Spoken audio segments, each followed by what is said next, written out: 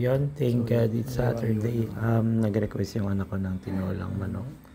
So, hiniwa-hiwa ko muna. So, ginisa ko muna sa butter natin. Garlic, sibuyas, saka yung luya. Okay, aromatics din. So, after ko mahalo lahat, ilagay ko na yung chicken. Sa bato na pinipisa yung aromatic. Yung chicken, isa-isa ko lang. Huwag na nahaluin. Kaya ko nung sabay-sabay. Kumapit yung bato dun sa manok. So, hindi ko siya muna ginalaw para kumapit yung margarine, yung butter dun sa chicken. Then after na nilagyan ko siya kasi ng patis. Yan. Nakita na naman kung makapit na yung butter. Saka ko siya siguro after mga 5 minutes. Saka ko siya hinalo Iba yung kulay. para lalong kumapit yung butter at yung patis.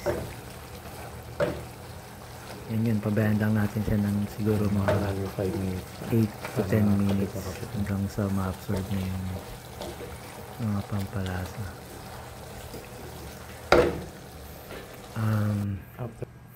After na, nilagyan ko na siya ng water. Siguro mga 1.5 liters ng Takpan na lang muna tubig ng Maynilad. Ay, Maynilad.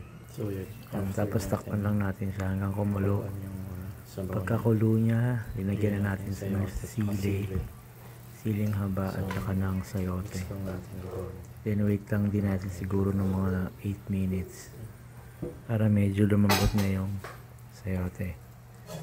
Yun, pagka medyo malambot na, syempre 5 minutes lang maluto lang. lalagyan natin ng natin yung dahon ng sili. lagyan natin ng dahon ng sili. Yun, huwag lang natin masyadong iilap sa yung dahon ng sili para masarap pa rin siya. Ayan.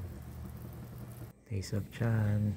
Siyempre hindi mawawala yung siling labuyo at saka patis. Yan yung masarap. Pero kahit wala niyan kasi malasa na, may butter na. So yan. Taste of chan.